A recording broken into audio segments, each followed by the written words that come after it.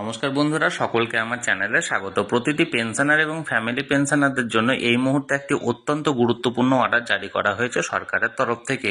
এই অর্ডার মোতাবেক প্রতিটি পেনশনার বা ফ্যামিলি পেনশনারদের পেনশন বা ফ্যামিলি পেনশন বন্ধ হয়ে যাওয়ার সম্ভাবনা রয়েছে। আমরা মোটামুটি সকলেই জানি প্রতিটি পেনশনার বা ফ্যামিলি পেনশনারকে নভেম্বর মাসের শুরু থেকে নিজেদের লাইফ সার্টিফিকেট জমা রাখতে হয় পেনশনটি চালু রাখার জন্য। কিন্তু এই লাইফ সার্টিফিকেট জমার ক্ষেত্রে এবার বড়সড় পরিবর্তন আনা হয়েছে সরকারের তরফ থেকে। এই পরিবর্তনের ফলে এবার থেকে লাইফ সার্টিফিকেট জমার ক্ষেত্রে বড়সড় সমস্যায় পড়তে চলেছে প্রতিটি পেনশনার বা ফ্যামিলি পেনশনাররা, যার ফলে তাদের পেনশন বা ফ্যামিলি পেনশন বন্ধ হয়ে যাওয়ারও সম্ভাবনা রয়েছে।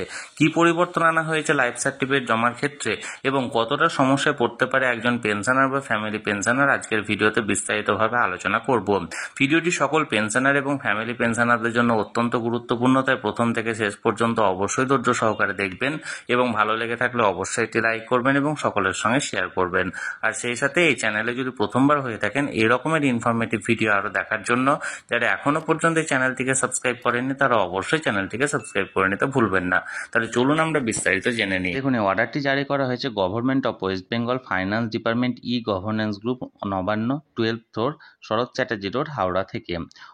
অর্ডারের যে সাবজেক্টটি এখানে দেখুন উল্লেখ করা হয়েছে, introduction of submission of life certificate from home by using only a smartphone through face authentication for the pensioner or family pensioner drawing pension from Treasury of West Bengal। অর্থাৎ আমরা মোটামুটি সকলেই জানি প্রত্যেকটি পেনশনার বা ফ্যামিলি পেনশনারকে প্রতি বছরের November মাস নাগাদ একটি লাইফ সার্টিফিকেট জমা দিতে হয় তাদের সংশ্লিষ্ট ব্যাংকে বা সংশ্লিষ্ট ট্রেজারি অফিসে। এই লাইফ সার্টিফিকেটের মাধ্যমে অথেন্টিকেশন সম্পূর্ণ হয় সেই সমস্ত পেনশন হোল্ডারদের যে তারা বর্তমানে বেঁচে আছেন বা বর্তমানে তাদেরকে পেনশন দেওয়া হবে কি হবে না। এবারে এই লাইফ সার্টিফিকেট জমার ক্ষেত্রে আমূল পরিবর্তন আনা হয়েছে রাজ্য সরকারের তরফ থেকে এবং এখন থেকে এই লাইফ সার্টিফিকেট জমা দেওয়ার ক্ষেত্রে একটি স্মার্টফোন ব্যবহার করে কিভাবে ঘরে বসে বসে সেই সমস্ত পেনশনাররা বা ফ্যামিলি পেনশনাররা নিজেদের লাইফ সার্টিফিকেট অথেন্টিকেশন করতে পারবেন বা জমা দিতে পারবেন, যার জন্য তাকে ব্যাংকে বা ট্রেজারিতে যাওয়ার প্রয়োজন পড়বে না, এই বিষয়ে অর্ডারটি জারি করা হয়েছে। অর্ডারটি ভালোভাবে লক্ষ্য করুন, সকল কিছু বুঝতে পারবেন। দেখুন, in continuation of the notification number ato date 25th October 2019, the present forms of submission of life certificate by the pensioner or family pensioner আর মানে এর আগে যে অর্ডারগুলো ছিল সেই অর্ডার মোতাবেক ফ্যামিলি পেনশনার বা পেনশনারদের লাইফ সার্টিফিকেট জমা দেওয়ার যে প্রসেসটি, সেই প্রসেসগুলি কী ছিল। নাম্বার 1 দেখুন, submission of physical or hard copy of life certificate verified by the competent authority with his or her signature to the treasuries or to the bank। এক ছিল কি যে সেই ফ্যামিলি পেনশনারকে বা পেনশনারকে ফিজিক্যালি সেখানে মানে উপস্থিত থাকতে হবে সেটা ব্যাংক বা ট্রেজারিতে এবং তার সিগনেচারটা ফিজিক্যালি ভেরিফাই করা হবে সেই ব্যাংক বা ট্রেজারির মাধ্যম দিয়ে। Number 2, submission of digital life certificate DLC on Jeevan Pramaan portal through biometric device. Biometric ডিভাইসের সাহায্যে অর্থাৎ ফিঙ্গারপ্রিন্টের সাহায্যে ডিএলসি অর্থাৎ ডিজিটাল লাইফ সার্টিফিকেট জীবন প্রমাণ পোর্টালের মাধ্যমে জমা করতে হবে। অর্থাৎ এই দুটি এখন মানে এর আগে এই দুটি প্রকারে বা এই দুইভাবে লাইফ সার্টিফিকেট জমা দেওয়ার প্রসেস ছিল।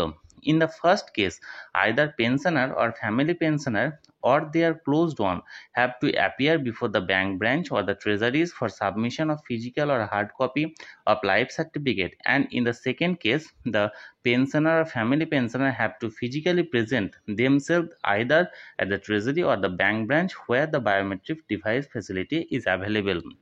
অর্থাৎ প্রথম কেসে পেনশনার বা ফ্যামিলি পেনশনার যে রিলেটিভ বা তাদের যে পছন্দের ব্যক্তি তিনি ট্রেজারি বা মানে ব্যাংকে জমা হয়ে তাদের হয়ে মানে তার সাথে এই কাজগুলি করতে হতো এবং সেকেন্ড কেসে সে ফ্যামিলি পেনশনার বা পেনশনারকে নিজেকে উপস্থিত থাকতে হতো, কারণ বায়োমেট্রিক ডিভাইস ফিঙ্গারপ্রিন্টের সাহায্যে সেটা বায়োমেট্রিক ডিভাইস নিজেকেই দিতে হতো। এবার দেখুন, the government was considering from some time past to introduce the facility for submission of DLC from home by using only a smartphone through face authentication without appearing at the particular treasury or the bank branch। অর্থাৎ এবার থেকে যে রাজ্য সরকারের তরফ থেকে যে DLC অর্থাৎ ডিজিটাল লাইফ সার্টিফিকেট যেটা, এটা জমা দেওয়ার প্রসেসটা একটা স্মার্টফোনের সাহায্যে করা হয়েছে, শুধুমাত্র ফেস অথেন্টিকেশনের মাধ্যমে করা হবে। অর্থাৎ আপনি ক্যামেরার সাহায্যে মানে ফ্রন্ট ক্যামেরার সাহায্যে নিজের ফেসটাকে তুলে ধরবেন এবং তার মাধ্যমে আপনার অথেন্টিকেশন কমপ্লিট হবে, এবং সেটা একটা স্মার্টফোনের সাহায্যে হবে বাড়িতে বসেই, যার জন্য কোনো ট্রেজারি অফিস বা কোনো ব্যাংকে যাওয়ার আপনার প্রয়োজন পড়বে না। Accordingly, the governor is pleased to introduce the facility for submission of DLC from home by using a smartphone through face authentication in addition to existing facility noted in point 1 and point 2 in the first paragraph. তাই এবার থেকে গভর্নরের তরফ থেকে এই ডিসিশনটা নেওয়া হয়েছে যে এবার থেকে 1 এবং 2 নাম্বার অর্থাৎ উপরে উল্লিখিত 2 নাম্বার দুটো যে মানে পয়েন্ট আছে বা দুটো যে প্রকার আছে, তার সাথে সাথেও বাড়িতে বসে বসে স্মার্টফোনের সাহায্যে ফেস অথেন্টিকেশনের মাধ্যমে ডিএলসি অর্থাৎ ডিজিটাল লাইফ সার্টিফিকেট জমা দেওয়ার প্রসেসটাও এন্ট্রি করা, অর্থাৎ তৃতীয় প্রসেসটা এন্ট্রি করা। In case of suspended পিপিও for not submitting life certificate timely, the pensioner or family pensioner can submit life certificate in modes of submission of physical or hard copy of life certificate in the treasury. Number 2, submission of DLC through biometric device. এবং number 3, submission of DLC from home by using only a smartphone through face authentication without appearing at the particular treasury. অর্থাৎ এই ক্ষেত্রে যে সমস্ত পিপিওগুলি suspended হবে, সেই পিপিও সাসপেন্ডের ক্ষেত্রে life certificate timely জমা করার ক্ষেত্রে এবার থেকে 3টি প্রসেস এখানে উল্লেখ করা হলো। অর্থাৎ আগে ছিল 2টি, এবার থেকে 3টি প্রসেস উল্লেখ করা হলো। এক, সেটা হচ্ছে ফিজিক্যালি সেটা যেতে হবে, নিয়ে হার্ড কপি জমা দিতে হবে ব্যাংকে বা ট্রেজারিতে। 2 হচ্ছে ডিজিটাল লাইফ সার্টিফিকেট, যেটা বায়োমেট্রিক ডিভাইসের সাহায্যে করা যাবে। এবং 3 হচ্ছে submission of DLC from home by using only a smartphone, এবং ফেস অথেন্টিকেশনের সাহায্যে স্মার্টফোনের সাহায্যে বাড়িতে বসেও মানে ডিজিটাল লাইফ সার্টিফিকেট জমা দেওয়া হবে। Under normal circumstances, the pensioner or family pensioner may use the newly introduced facility from 1st November 2023 and onwards in addition to existing facility noted in point 1 or point 2 in the first paragraph. এবং এই দুটো কেসে এবার থেকে 1 November 2023 থেকে এই প্রসেসটি entry করা হবে, অর্থাৎ চালু করা হবে। অর্থাৎ 1 নভেম্বর থেকে ব্যবহার করতে পারবেন, এবং কিভাবে এগুলো ব্যবহার করবেন সেগুলো তখন জানিয়ে দেওয়া হবে।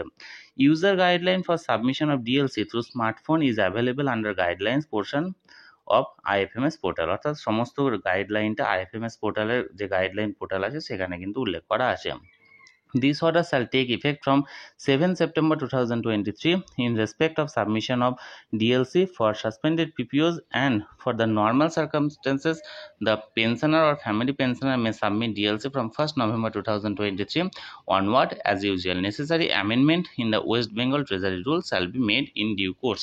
অর্থাৎ যে সমস্ত পিপিওগুলি এই মুহূর্তে সাসপেন্ড করা আছে অর্থাৎ বন্ধ হয়ে আছে, সেগুলির ক্ষেত্রে যেটা 7 সেপ্টেম্বর 2023 থেকে এই প্রসেসগুলি তাদের ক্ষেত্রে এন্ট্রি করা হবে। মানে তারা 7 সেপ্টেম্বর থেকে তারা নিজেদের ডিএলসি ফেস অথেন্টিকেশনের মাধ্যমে জমা দেওয়ার সুযোগ পাবেন, এবং যারা মানে কোনো রকম কোনো সাসপেন্ড নেই অর্থাৎ যাদের রেগুলার পেনশন পাচ্ছেন তারা 1 নভেম্বর থেকে এই সুযোগটা পাবে। বন্ধুরা, লাইফ সার্টিফিকেট জমার ক্ষেত্রে সরকারের তরফ থেকে যে অর্ডারটি জারি করা হয়েছিল সেটি সরাসরি আমি আপনাদের সঙ্গে শেয়ার করলাম। এই নিয়ে যদি আপনাদের কোনো মতামত বা কোনো প্রশ্ন থাকে অবশ্যই কমেন্ট করে জানান, আর এই ভিডিওটি ভালো লেগে থাকলে অবশ্যই একটা লাইক করুন এবং সকলের সঙ্গে শেয়ার করুন। আর সেই সাথে এই চ্যানেলে যদি প্রথমবার হয়ে থাকেন এই রকমের ইনফরমেটিভ ভিডিও আরও দেখার জন্য যারা এখনও পর্যন্ত এই চ্যানেলটিকে সাবস্ক্রাইব করেননি তারা অবশ্যই চ্যানেলটিকে সাবস্ক্রাইব করে রাখুন। ধন্যবাদ, দেখা হচ্ছে পরের ভিডিওতে।